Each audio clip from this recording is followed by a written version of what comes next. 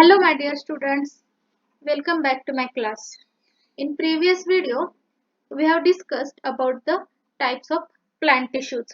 You know that there are mainly two types of plant tissues, meristematic tissues and permanent tissues. In previous video, we have discussed in details about the meristematic tissues. In this video, we will be discussing about the permanent tissues. The tissues that develop from meristematic tissues are known as permanent tissues. Once the meristematic tissues lose their ability to divide, they form the permanent tissues. The process by which new cells are formed from the meristematic tissues and they take up a permanent shape, size and function is called as differentiation. What is differentiation? It is a process by which new cells are formed from the meristematic tissues and take up a permanent shape, size and function. It is called as differentiation. The permanent tissues are of two types. First type is simple permanent tissues and second type is complex permanent tissues.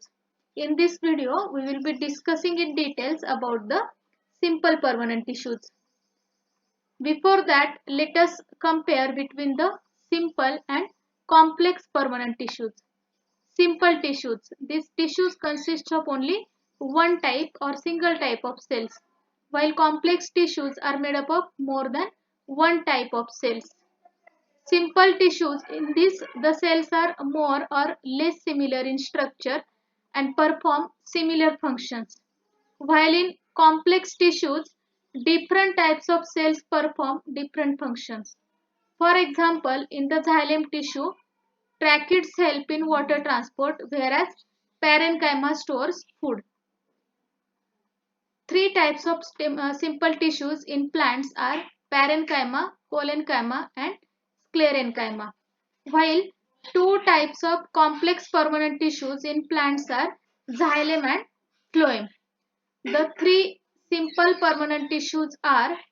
types of simple permanent tissues are parenchyma, collenchyma and sclerenchyma. So these are the three types of simple plant tissues: parenchyma, collenchyma, sclerenchyma. First type is parenchyma. Here you can see the structure of the parenchyma. This is the transverse section and this is longitudinal section of parenchyma tissue. Now what are the general characteristics of parenchyma? See, the first important characteristic is its cells are relatively unspecialized, which are generally isodiametric. Isodiametric means having equal diameters. See, the cells of parenchyma are relatively unspecialized and these are generally isodiametric. Isodiametric means they are having equal diameters. They may be spherical, oval, round, polygonal or elongated in shape. Parenchyma cells have thin cell wall made up of cellulose. The cell consists of nucleus and hence the parenchyma cells are living in nature. You know that most of the plant cells are supportive, so these are dead, but the parenchyma cells, they consist nucleus, so these are living in nature. These cells have a dense cytoplasm with a single large vacuole. They are loosely packed so that large spaces between cells are present. Large spaces between cells, that is intercellular spaces, are present in them. Location of the parenchyma. Parenchyma is found in various plant organs like roots, stem, leaves, flowers and fruits. They occur in epidermis, cortex, pith, pericycle, mesophyll of leaves, pulp of fruits and endosperm of seeds. These cells are also found in xylem and phloem. Here you can see the location of the parenchyma tissue. Functions. Now, based on the functions, the parenchyma is of three different types. So, first type is chlorenchyma. Chlorenchyma is a specialized parenchyma tissue which performs photosynthesis as it contains numerous chloroplasts. It contains the large number of chloroplasts. So this type of parenchyma is also called as chlorenchyma. Why it is called as chlorenchyma? Because it consists of chlorophyll pigment or it consists of chloroplasts. So this type of parenchyma is known as the chlorenchyma. Second type is storage parenchyma. It stores the reserve food materials, that is starch, proteins and fats. As its name indicates, storage parenchyma, that means its function is to store the reserve food material, that is starch, proteins and fats. Here you can see the structure of the storage parenchyma. Third category is arenchyma. It is found in the leaves, stems and roots of aquatic plants with large air cavities. Here you can see the structure of arenchyma. It is having large cavities to provide buoyancy for the plants to help them float. See, this arenchyma is found in the leaves, stems and roots of aquatic plants with larger air cavities, and its function is to provide buoyancy for the plants which helps them to float. What is buoyancy? It is the ability or tendency of something to float in water or other fluid is called as buoyancy. You have studied about buoyancy in physics. Next is cholenchyma. Next type of simple permanent tissues is cholenchyma. Here you can see the structure of the cholenchyma. This is the transverse section. See, you can see here the thickened walls, cell wall. The cell walls are thickened at the corners. Then there is a vacuole. This is the longitudinal section of the cholenchyma. Cholenchyma is another example of simple permanent tissue which is found in layers below the epidermis. In most of the dicotyledonous plants, it has following characteristics. Cholenchyma is composed of elongated cells with irregularly thickened walls and have deposits of cellulose, hemicellulose and pectin at the corners of the cell. Here you can see the thickened corners of the cell. So these thickened corners of the cells have deposits of, see here you can see the red colored thickened corners. So they consist of deposits of cellulose, hemicellulose and pectin at the corners. Cellulose, hemicellulose and pectin. These are the examples of complex carbohydrates. The intercellular space is very little, which provides flexibility for the easy bending of various parts of the plants like leaf, stem without breaking. The cells of cholenchyma are usually living. Here you can see the structure of the cholenchyma cells in a ciliary stalk. Here you can see the thickened cell walls at the corner.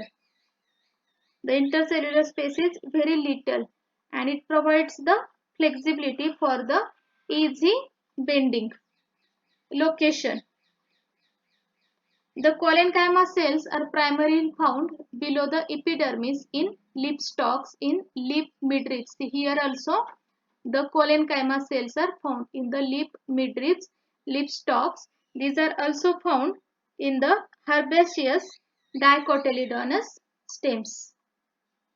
Functions. The functions of cholenchyma. Cholenchyma is a supporting tissue in young dicotyledonous plants, in young dicotyledonous stems. It provides both mechanical support and elasticity to the plants. Cholenchyma helps the plant to withstand the damage caused due to heavy rains, heavy winds and other such stresses. It provides the flexibility to the plants. It also assimilates food when they contain chloroplasts. What is meant by assimilation? Assimilation is the process of absorption. Third type of simple permanent tissue is sclerenchyma. It is also one of the simple permanent tissue which is supportive or protective in nature with following characteristics. Now let us discuss the general characteristics of sclerenchyma. Sclerenchyma is composed of long and narrow cells with thick lignified cell walls having a few or numerous pits. What is lignin? Lignin is a chemical substance which acts as a cement and it hardens the cell wall. What is lignin? Lignin is a chemical substance which acts as a cement and hardens the cell wall. The mature cells are devoid of protoplasm and are usually considered as dead cells. The cell cavity is almost absent because of the excessive thickening of the sclerenchyma cell walls. In case of the sclerenchyma cell walls, because of their excessive thickening, the cell cavity is absent. Here you can see the excessive thickening of the sclerenchyma. Here you can see the thickened cell walls. This is the transverse section and this is the longitudinal section. Here it is written as lignified thick wall. Lignin is a cementing substance found in the plant cells. So here you can see the thick wall which is lignified due to the deposition of lignin. Location.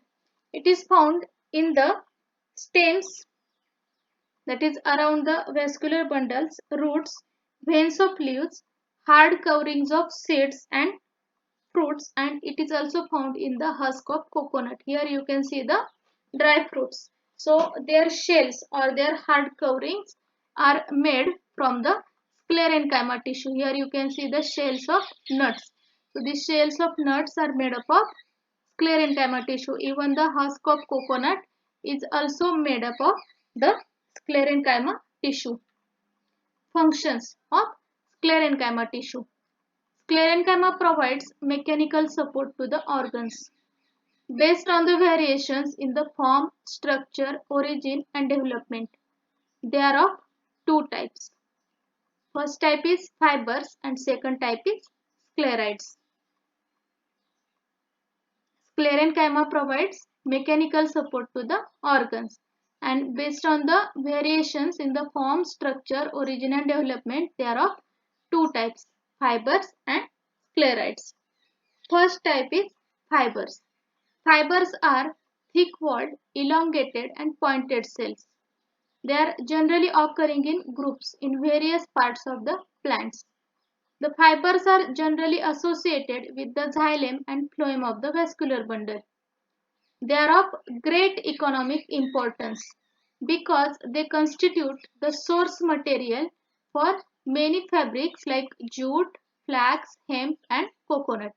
See, the fibers have great economic importance because they constitute the source material for many fabrics like jute, flax, hemp and coconut. Second type is sclerites. Sclerites are spherical, oval or cylindrical with highly thickened dead cells with narrow cavities or lumen. The narrow cavities or lumen. They are commonly found in the fruit walls of nuts, pulp of fruits like guava, pear and sapota. They provide the gritty texture. If you have whenever you eat guava, pear or sapota, it has a gritty texture. It is because of the sclerites. It is also seen in the seed coats of legumes and leaves of the tea.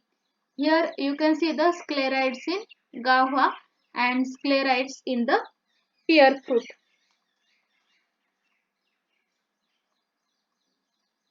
So this was all about the simple permanent tissues. In next video, we will be studying about the complex permanent tissues. Thank you.